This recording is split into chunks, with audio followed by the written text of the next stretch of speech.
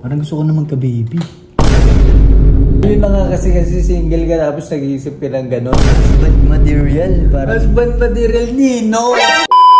What's up, GG? So, welcome back sa bago natin video. So, kakauwi nga lang namin, no? So, nasa bahay na kami. Pero bigla ako merong naisip na kalokohang gawin kay Kiel today. Guys, nakapasok na si Kiel sa loob. At ako naiwan dito sa kotse, pero pababa na din ako. Ang gagawin natin for today, gusto ko na magka-baby prank. Gusto ko na ng anak. Gusto ko na basta, di ko alam kung anong title, pero basta ang thought nito, guys, gusto na natin magkaanak, okay?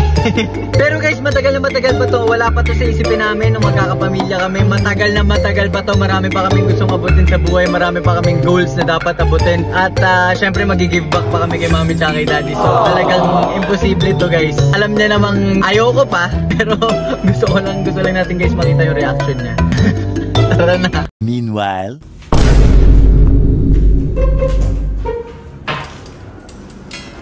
hey guys, ka na? Ibibila ka na? Computationisms. Uy, ang ingay naman. Ay, sorry. Nakakalimutan ko yung bilang. Sorry. Pero gagawin, napapaisip ako lately, min. Ano? Parang, tigil mo muna yan. Go lang, nakikinig ako. Parang ano ba? Parang gusto ko na magka-baby. Baby? Oo. Tumatawa, di sineseryoso ang putik. Jowa? Di ko, mag-date ka. Hindi, baby. Anak. Ganon. Anak? Parang family, ganyan. Parang, Bakit ba't all of a sudden? wala, parang feeling ko lang parang, gagi, ano ako parang Superman ako, super dad. Parang, Super dad? Tapos gagi, magiging ano ka na, magiging parang tito ka na. Tito Kiel. Ang pangit, di bagay. Tsaka, mag-jowa ka muna, wala ka pang jowa, anak agad iniisip. Grabe ka naman sa akin. Gagi, baby ko to. Doon ka, na bawala ako sa bilang. Inspire ako kasi may mga nakikita akong ano sa social media na mga parents na hands-on sa anak nila. So, sila yun eh. Sila yun eh. Kasi ako nga to, na-inspire ako sa kanila. Tignan natin. Sige. Paano ka mag-aanap? Pwede lang ano. Tapos, pwede ba tayo mag-baby? Hindi, syempre hindi ganun. Siyempre, ayun na nga. Kaya nga sabi ko mag-jowa ka muna. Tapos, saka mo pakasalan. Grabe ka sa akin porque single ako. Ayun na nga kasi single ka tapos nag-iisip ka ng gano'n. Paano yun? Anong tumakbo sa utak mo? Parang feeling mo, uy. Ako super dad. Super dad up. Husband material. Parang, Husband material, Nino! Wala ka bang ang jowa?